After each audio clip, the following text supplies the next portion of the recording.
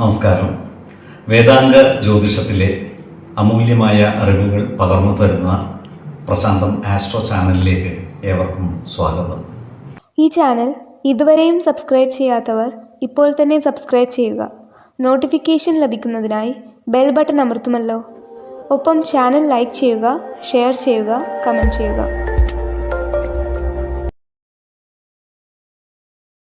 കൊല്ലവർഷം 1199 മകര സംക്രമം ചതയം നക്ഷത്രത്തിലാണ്. മകരം 1-ാം തീയതിയിലെ ഗ്രഹനില അനുസരിച്ച് മേടം രാശിയിൽ സർവേശ്വരകാരകനായ വ്യാഴവും, എടവത്തിൽ മാന്നിയും, കന്നിരാശിയിൽ കേതുവും, വൃശ്ചികത്തിൽ ശുക്രനും, ധനുരാശിയിൽ കുജനും ബുധനും, മകരത്തിൽ ആദിത്യനും, കുംഭം രാശിയിൽ ചന്ദ്രനും ശനിയും, മീനത്തിൽ രാഹുവും സ്ഥിതി ചെയ്യുന്നു. അത്തം നക്ഷത്രത്തിൽ ജനിച്ചവർക്ക് മകരമാസം പൊതുവെ ഗുണഫലങ്ങൾ കൂടിയിരിക്കും. ഈ നക്ഷത്രക്കാരായ ബിസിനസ്സുകാർക്ക് കാര്യങ്ങൾ അനുകൂലമാണ്. ബിസിനസ്സിൽ നിന്നും അപ്രതീക്ഷിതമായ സാമ്പത്തിക നേട്ടങ്ങൾ ഇവർക്ക് വന്നു ചേരുന്നതുമാണ്. പുതിയ ബിസിനസ്സുകൾ പരീക്ഷിക്കുന്നതിനും അനുകൂലമായ കാലവുമാണ്. ഈ നക്ഷത്രക്കാർ അവർക്കുണ്ടായിരുന്ന കടബാധ്യതകളും മറ്റും പരിഹരിക്കുന്നതിനായി പരിശ്രമിക്കുന്നതുമാണ്. എന്നാൽ സാമ്പത്തിക കാര്യങ്ങൾ കൈകാര്യം ചെയ്യുമ്പോൾ അതീവ ജാഗ്രത പാലിക്കുന്നത് ഗുണകരമായിരിക്കും. അതുപോലെ ഈ നക്ഷത്രക്കാർ സ്വന്തമായി ഭവനം വാങ്ങുകയോ പുതിയ ഭവനം നിർമ്മിക്കുന്നതിനായി ആരംഭം കുറിക്കുകയോ ചെയ്യുന്നതാണ്. എത്ര ബുദ്ധിമുട്ടിയാലും ഇത്തരം കാര്യങ്ങൾ പൂർണ്ണതയിലെത്തിക്കുവാൻ ഇവർ പരിശ്രമിക്കുന്നതുമാണ്. സ്വന്തമായി വാഹനം വാങ്ങുവാൻ ഉദ്ദേശിക്കുന്ന ഈ നക്ഷത്രക്കാർക്കും കാര്യങ്ങൾ അനുകൂലമായി വരുന്നതാണ്.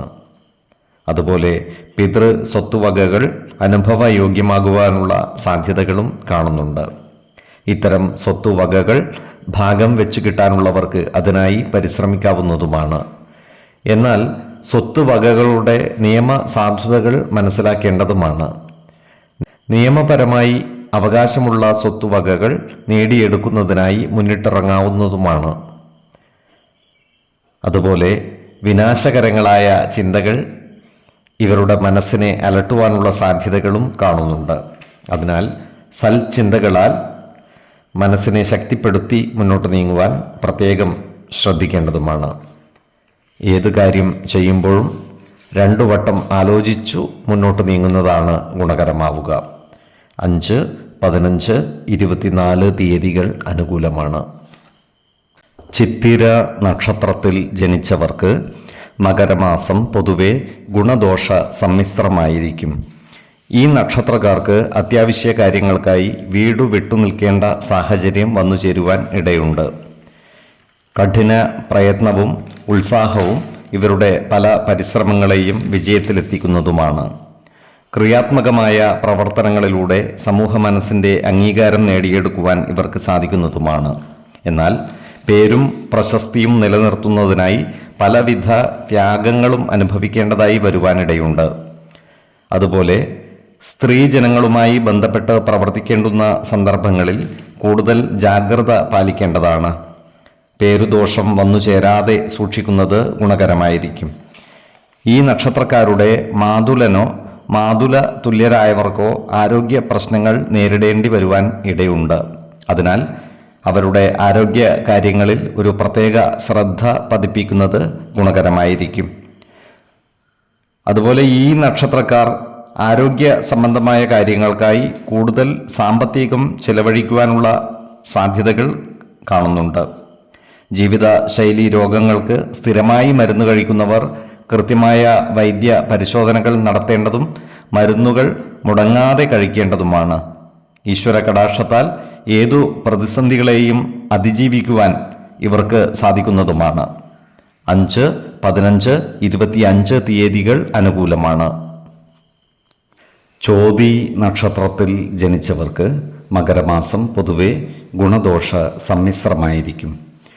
പലവിധ ക്രയവിക്രയങ്ങളിൽ നിന്നുമായി നല്ല സാമ്പത്തിക നേട്ടം കൈവരിക്കുവാൻ ഇവർക്ക് സാധിക്കുന്നതുമാണ്. എന്നാൽ സാമ്പത്തിക കാര്യങ്ങൾ കൈകാര്യം ചെയ്യുമ്പോൾ അതീവ ശ്രദ്ധ പുലർത്തുന്നത് ഗുണകരമായിരിക്കും. അതുപോലെ സ്ത്രീജനങ്ങളുമായി ബന്ധപ്പെട്ട് പ്രവർത്തിക്കേണ്ടി വരുമ്പോൾ അതീവ ജാഗ്രത പാലിക്കുന്നതും ഗുണകരമായിരിക്കും.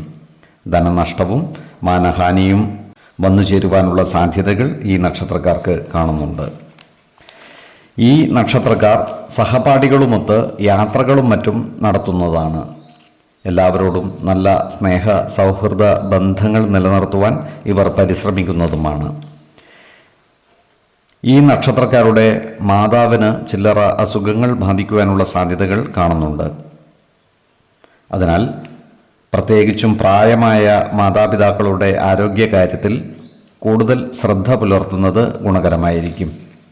കൃത്യമായ വൈദ്യ പരിശോധനകൾ നടത്തുകയും ഡോക്ടറുടെ നിർദ്ദേശമനുസരിച്ചുള്ള മരുന്നുകൾ മുടങ്ങാതെ നൽകി ആരോഗ്യനില വീണ്ടെടുക്കേണ്ടതുമാണ്.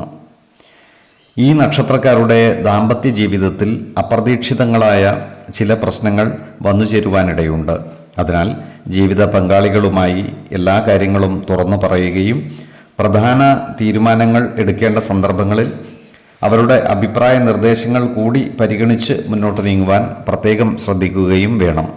നല്ല പെരുമാറ്റത്തിലൂടെ ജീവിത പങ്കാളികളുടെ ഇഷ്ടം നേടിയെടുക്കുകയും അവരെ ചേർത്ത് പിടിച്ച് മുന്നോട്ട് നീങ്ങേണ്ടതുമാണ്.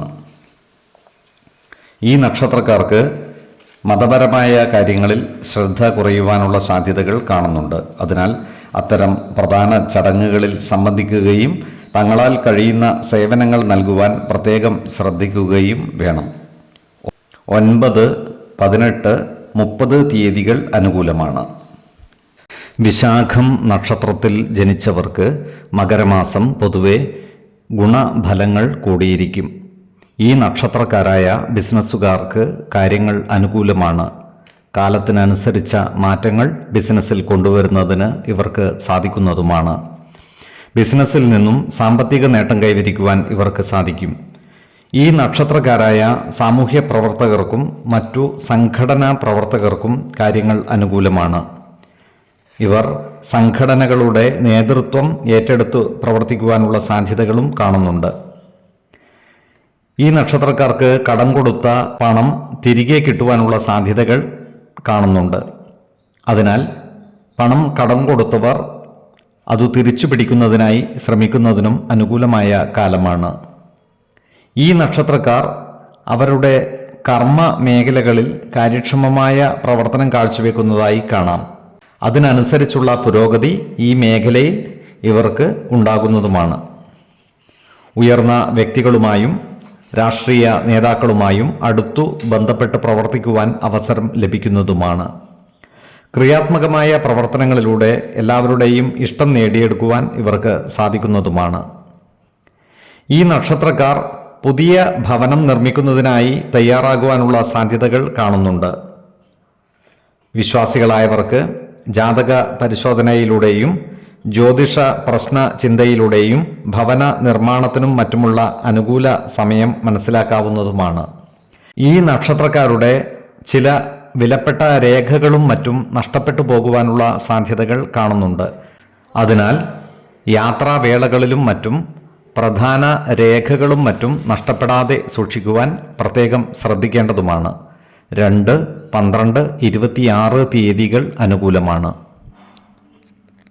ഈ നക്ഷത്രക്കാർ ജനിച്ച സമയത്തെ അടിസ്ഥാനമാക്കിയുള്ള ജാതകത്തിലെ ലഗ്ന രാശിയുടെയും ലഗ്ന അധിപന്റെയും സ്ഥിതിയും ശുഭ പാപ ഭാവങ്ങളുടെ സ്ഥിതിയും ഓരോ രാശിയിലെയും ഗ്രഹങ്ങളുടെ സ്ഥിതിയും അനുസരിച്ച് ഇവരുടെ പൊതുഫലത്തിൽ ഏറ്റക്കുറച്ചിലുകൾ ഉണ്ടാകുവാനിടയുണ്ട്.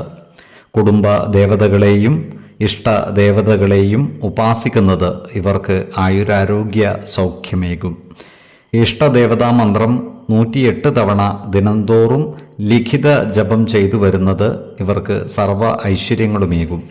നല്ല വ്യക്തി സാധനകളോടെയും ഉപാസനകളോടെയും മുന്നേറിയാൽ സർവേശ്വരാനുഗ്രഹത്താൽ ഇവരുടെ സർവ്വകാര്യങ്ങളും മംഗളകരമാകും. നന്ദി, നമസ്കാരം. ജ്യോതിഷരത്നം പ്രശാന്ത് കണ്ണോം.